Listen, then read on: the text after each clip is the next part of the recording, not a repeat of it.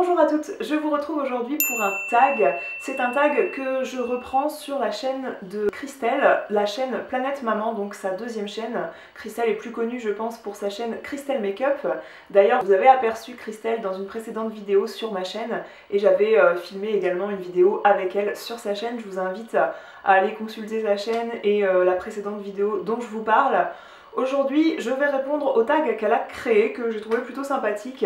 C'est le tag qu'elle a nommé « Vis ma vie de maman ». C'est un tag qui se compose de 12 questions. Je verrai si je trouve sympathique de rajouter une question ou pas. Je vais voir si, dans la spontanéité, je vais répondre facilement aux questions puisque j'ai pas choisi de préparer les questions avant. On se retrouve aujourd'hui dans un nouveau décor puisque c'est la chambre de mon fils. Je suis assise par terre sur ces petits tapis sur lesquels il aime jouer, parcourir ses petits bouquins. Je vais commencer ce tag. Elle demande d'abord de se présenter en quelques mots. Combien as-tu d'enfants? Quel âge ont-ils? Je m'appelle Justine, si vous me suivez depuis un moment vous le savez, je suis aussi l'auteur du blog biendanssapeau.com et cette chaîne YouTube est reliée à mon blog.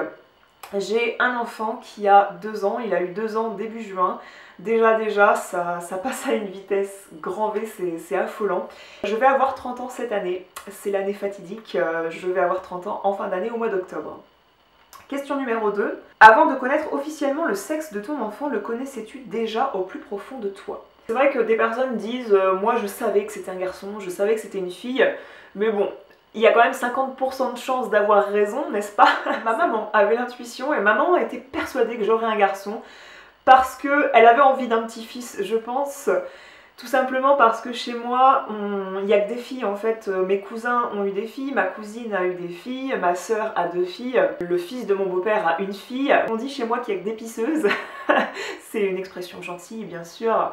Et ma mère était désireuse d'avoir enfin un petit garçon dans la famille. Il se trouve qu'elle avait dit mais de toute façon ne va pas à l'échographie, ne demande pas le sexe, ce sera un garçon.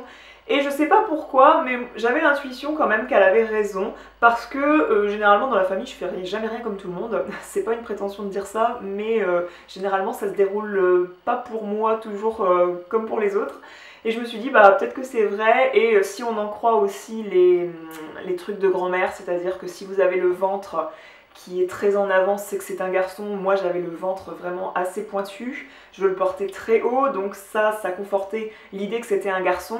Et aussi, il paraît que si on a envie de saler, c'est que c'est probablement un garçon. Et moi, qui suis habituellement très attirée par le sucre, j'avais eu une envie de pizza, mais de malade. J'avais eu une envie de je ne sais plus quel plat également, qui est un plat salé. J'avais un petit peu l'intuition que c'était un garçon, mais scientifiquement, je savais que j'en avais aucune idée. Question 3, maman au foyer ou maman au travail? Alors moi j'ai été pendant 15 mois une maman au foyer avec un travail à la maison. J'avais fait un article d'ailleurs quand j'ai mis mon fils 1 journée et demie par semaine au départ. Je l'ai mis dans une MAM, une maison d'assistante maternelle. En 15 mois, j'ai mené mon activité en tant que travailleur indépendant de la maison, avec des déplacements également. Du coup, j'avais fait un article là-dessus parce que j'avais eu plein de commentaires là-dessus. On a souvent plein de commentaires sur le fait d'être maman au foyer, le fait d'être maman au travail, alors que chaque façon de vivre a ses inconvénients et ses avantages, a ses difficultés et ses facilités. Et je pense que les deux se respectent, et j'avais fait un article un petit peu pour rappeler un petit peu tout ça, et surtout le fait que quel que soit le choix de la maman, le choix de vie de la famille, l'important c'est que la famille s'épanouisse et que chaque choix se respecte.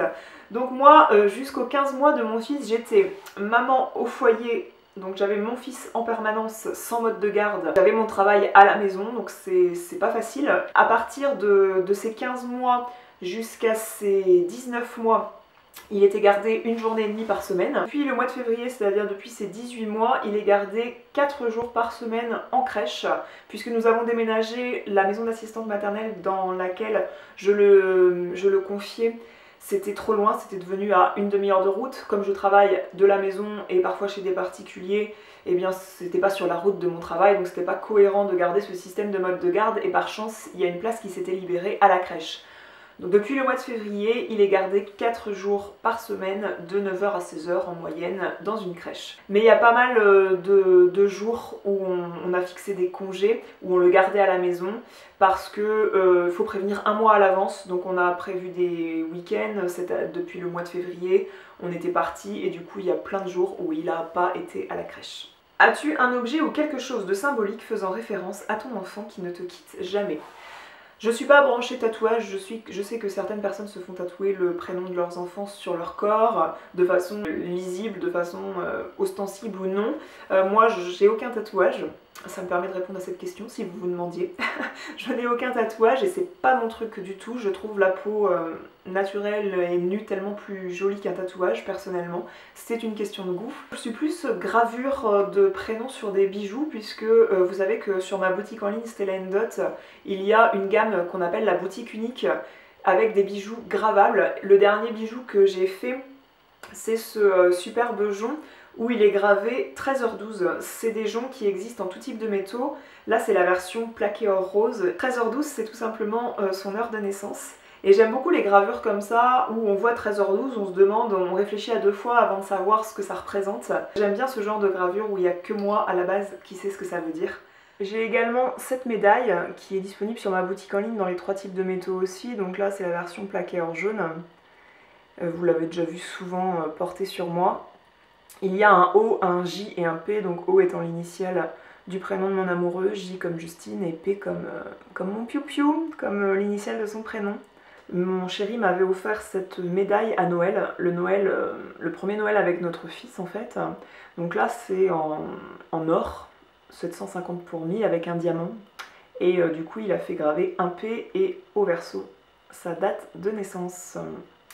Donc il avait offert la chaîne aussi qui est toute fine, toute jolie.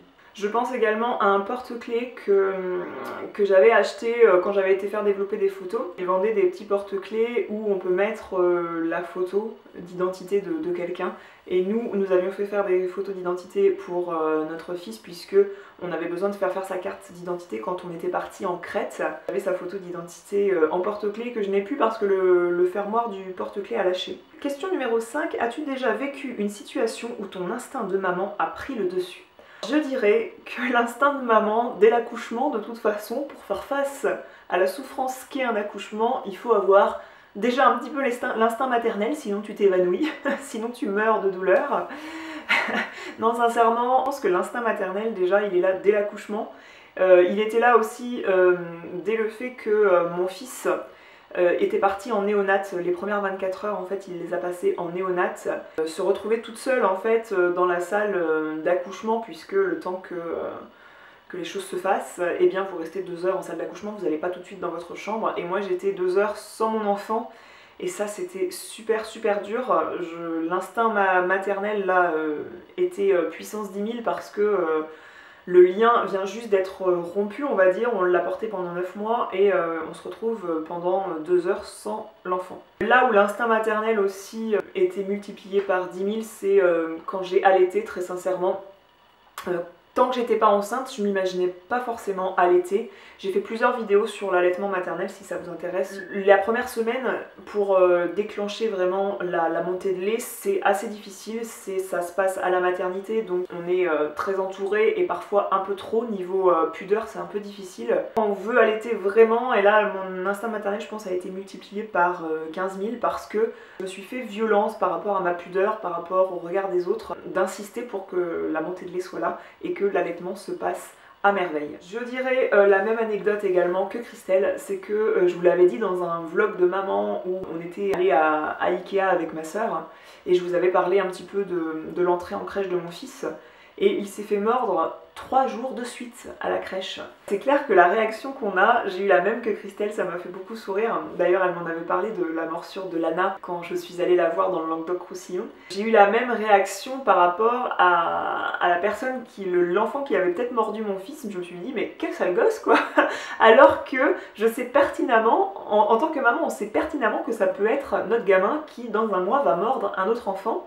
Mais quand c'est le sien qui se fait mordre, c'est pas pareil. Tu te dis, mais où il est ce sale gosse, que là il l'engueulait, ils comprennent que c'est mal. Alors que dans la même période, mon fils avait tendance lui à griffer.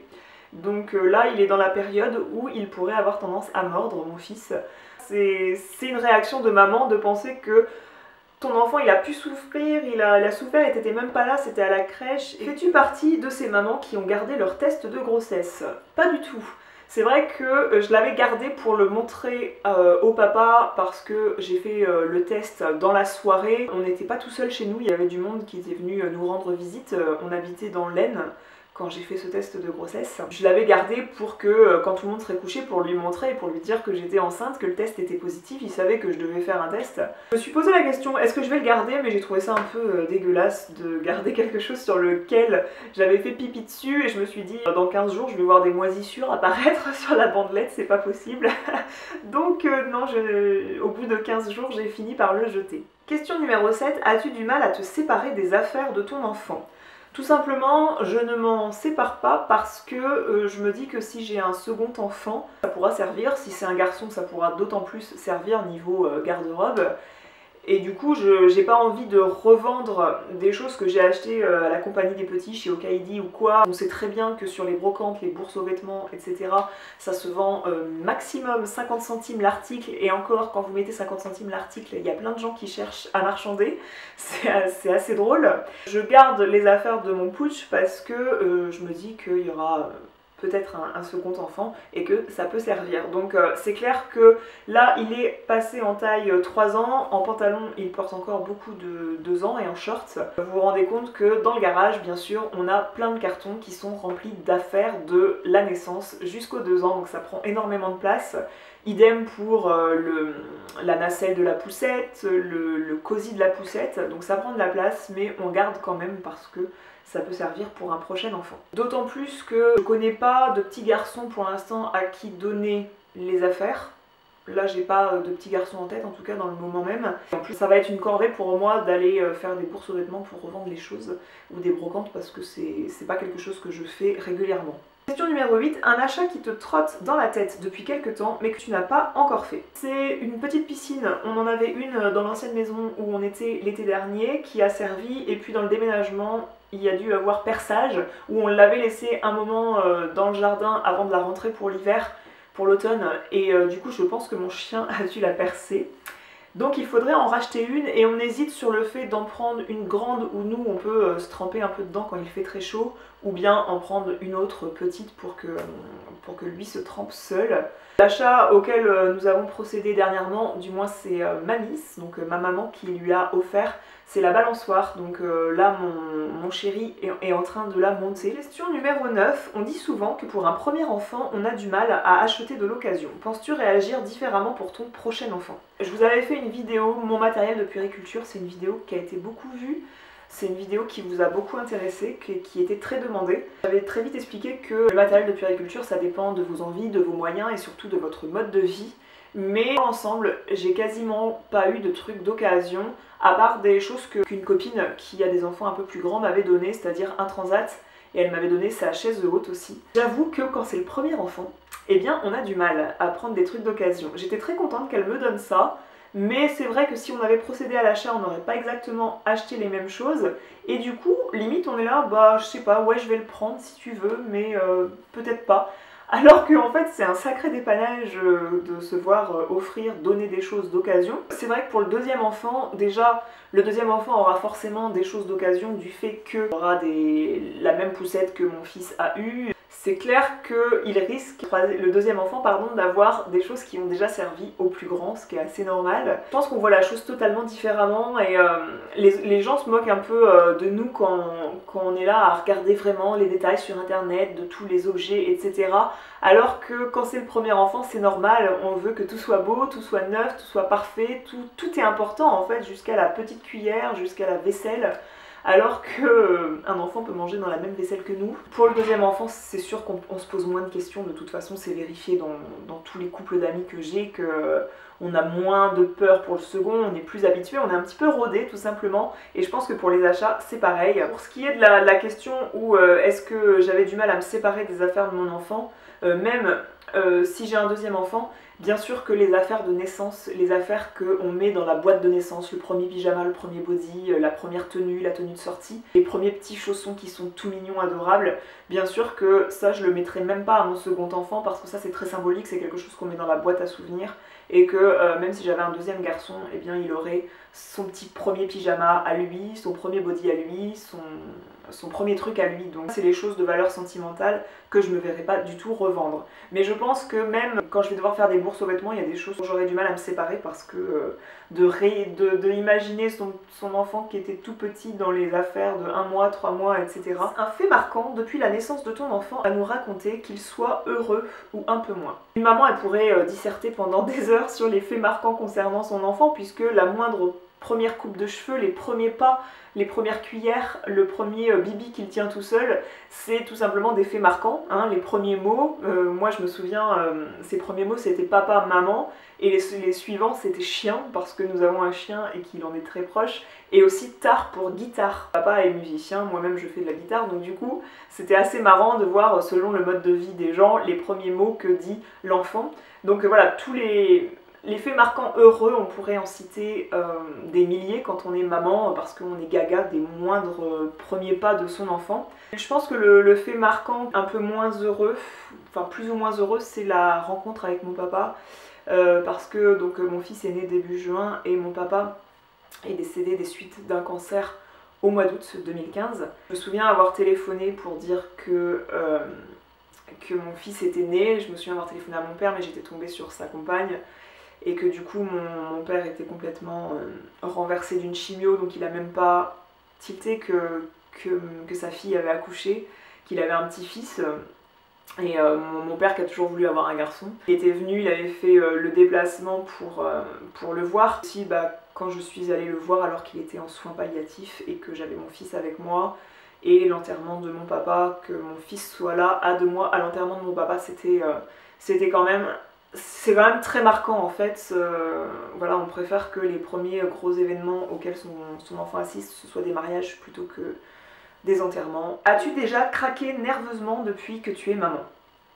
J'ai pas vraiment eu de craquage nerveusement. Je vous aurais fait un article je pense avant la parution de cette vidéo sur les doutes en fait qu'on peut avoir puisque c'est des questions qui me sont venues par mail privé, je sais plus lesquels d'entre vous m'ont posé des questions mais comment j'avais fait face aux doutes qui me hantaient en tant que future maman quand j'étais enceinte, avant de tomber enceinte et même en ce moment. Je réponds à tout ça dans cet article si ça vous intéresse d'aller le lire. Je répondrai donc pas que moi j'ai craqué nerveusement, mais il y a vraiment eu des moments où on se dit oh, what, qu'est-ce que je fais?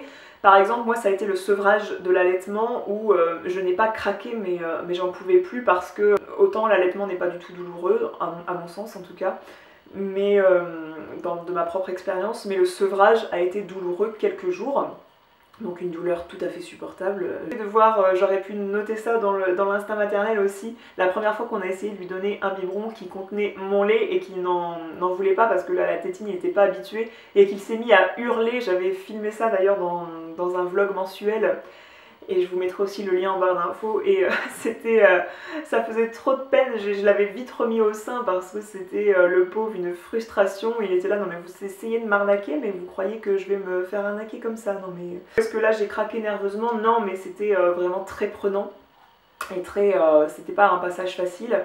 Également dernièrement il a fait des terreurs nocturnes et en pleine nuit essayer de le rendormir alors qu'il hurle et qu'il est encore en train de dormir, vous savez c'est assez difficile. Et aussi les quelques crises de frustration qu'il a pu faire, il en a fait quelques-unes. Je vous ai fait une vidéo d'ailleurs sur ce qu'est la figure d'attachement et pourquoi c'est difficile d'être la figure d'attachement. Si ça vous intéresse, le lien est en barre d'infos. Je pense que le craquage, à la limite, si je devais en citer un, ouais, c'est à la maternité quand j'ai eu du mal à supporter l'intrusion dans ma pudeur des auxiliaires de puériculture pour m'apprendre, entre guillemets, comment allaiter mon enfant. Ouais, c'est un peu décousu hein, tout ce que je vous dis, mais ça me vient comme ça. Qu'est-ce que vous voulez? Voulais-tu plusieurs enfants avant d'en avoir un? Ton avis a-t-il changé depuis? Alors moi j'ai toujours vu la famille un peu comme moi je l'ai vécu, c'est-à-dire un papa, une maman, 2 enfants. Du coup je veux un deuxième enfant, mon chéri veut un deuxième enfant avec moi. Ce qui a changé en fait c'est que je m'étais toujours dit j'aimerais bien qu'ils aient 2 ans d'écart et finalement mon fils a 2 ans et je ne suis actuellement pas enceinte. C'est vrai que même si j'ai adoré être enceinte, On s'y remet pas forcément tout de suite, donc ça viendra, mais en tout cas mon avis n'a pas changé. Mon fils est tellement facile en plus que avoir un deuxième enfant, s'il est plus difficile, ça risque d'être difficile parce que avant la naissance de mon fils, j'aurais jamais osé imaginer un enfant si facile. Alors pour le deuxième, on a tendance à oser l'imaginer, et que du coup s'il est plus difficile, s'il a du mal à faire ses nuits par exemple, moi qui suis une grosse dormeuse, ça risque d'être un peu compliqué, mais voilà, on fera avec. Tu fais comme tu peux quand tu es maman. J'espère que cette vidéo vous aura plu. Je tag toutes les mamans qui sont intéressées par faire ce tag, je tag pas de personnes en particulier. Je vous fais des gros bisous, n'hésitez pas si vous réalisez ce tag à me taguer sur les réseaux sociaux pour que j'aille voir vos réponses, ça me fera sourire. Je vous dis à très bientôt pour une autre vidéo, je vous rejoins dans la zone de commentaires.